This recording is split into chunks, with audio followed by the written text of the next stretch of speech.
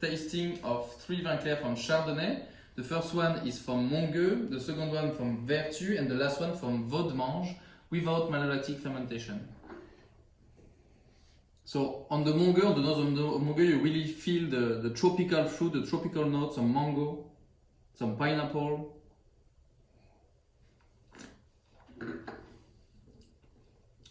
It's fresh, again the tropical notes. Very crispy, but you have a nice body around. It's coming from the sun that area can get. Then the Vertu, which is more on the citrus side, some minerality too.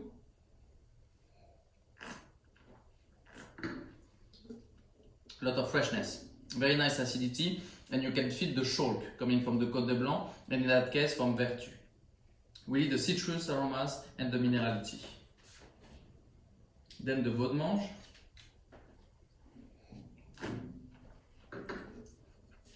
So Venerable is in the Montagne de Reims. It's a Chardonnay in the heart of the kingdom of Pinot Noir, kind of. So that Chardonnay is more powerful than the two first one. You have some nice pear aromas, a touch of pineapple, a touch of plum, but it's quite shy on the nose, quite close, with a nice potential of aging. And in the mouth, you have a nice structure, nice body, and a touch of freshness coming from the No-Malo that we block for that tank in order to have a longer aging.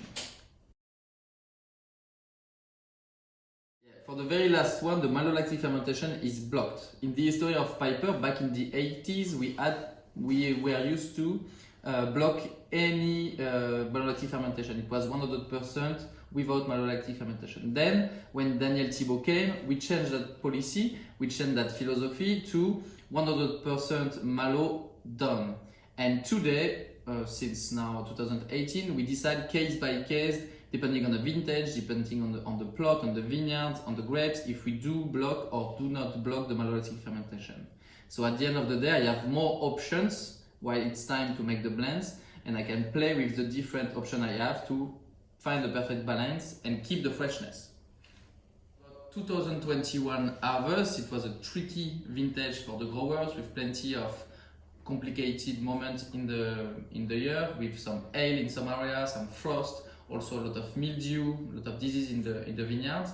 At the end of the day, during the harvest, we had good weather, so the shape of the grapes were good, but we have a low yield, low quantity. So I have not so much 2021, so this year for the blend, I had to use many more wine from the reserve wines. So at the end of the day, the one we tested today, the Meunier will be used in one blend which is not made yet in real scale. And the two other ones, the Vertu and the Venerable without malolactic fermentation, will remain in the reserve for the future. So now the Pinot Noir. So we have 3 Pinot Noir. The first one is coming from Haï, the second one from Toxier-Mutri, and the last one from Verzy, and it's also without malolactic fermentation. So the very first one on Haï, it's also coming from a sustainable farming vineyard, so it's called VDC, Viticulture Durable en Champagne. Our vineyard is certified VDC and also HVE3, and some partners also from us are also certified, and we are looking for all of them certified by 2025.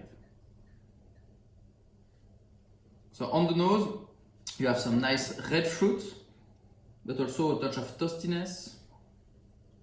It's a very powerful nose.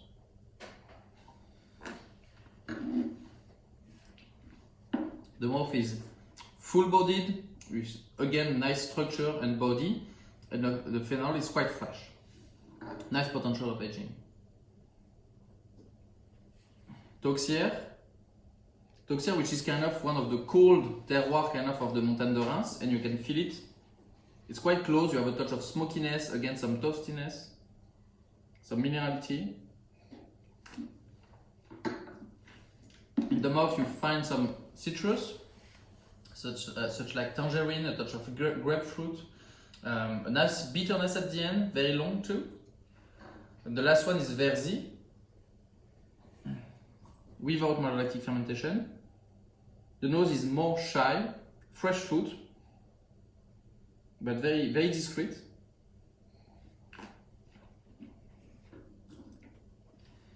and the mouth is really driven by the acidity, the freshness. It's a very long. This is the freshest of the three we have because of the non-malolactic fermentation, and this one has the biggest potential of aging, and we will keep it in reserve wines.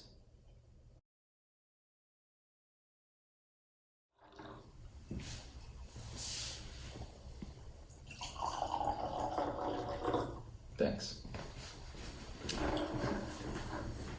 Ready? Yeah. So, to finish that vin clair tasting, we will test two Meunier. One is from 2021 and the other one is from 2018. Both of them are coming from the same village, Ville-de-Mange, which is a premier cru in Montagne de Reims. And the topic I wanted to talk with you today is that in 2021 we had not so much Meunier because of the yield that were low, especially because of the mildew that affected the vineyards in 2021. So for the blends, especially for the non-vintage blends, I had to use more reserve wines. And because I had not too much Meunier, I had to use some Meunier from reserve wines. So I used mainly young reserve wines, 2020-19 until 2018, in order to keep the freshness into the blend. So let's test those two vintages of Ville-de-Mange.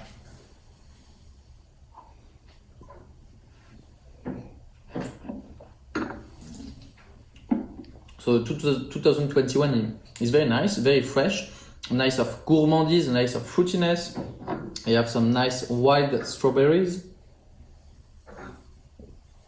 some peach, some apricots. So it's very generous and gourmand.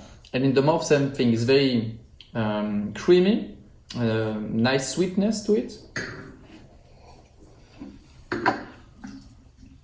And it's also crispy and vibrant. So that's really the type of Meunier you want for a blend.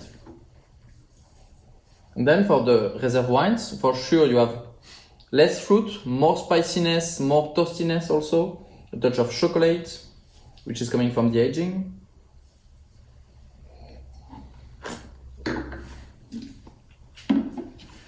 In the mouth you find some nice plume aroma, so some fruit back.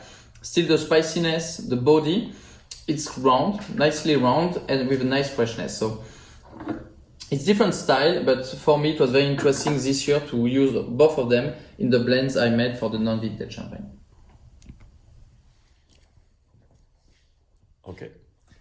So you can also see and notice the difference in terms of color because of the 2018 was aged for a very long time in stainless steel tanks. All the leaves are going down, so it's very clear, very bright, while the 2021 is still a bit troubled. That's normal. And also you have some red and blue reflect in the 2021, while the 2018 is more on the gold color and gold reflects. So that's normal aging for vin clair from Champagne. This is a vin clair and this is a reserve wine.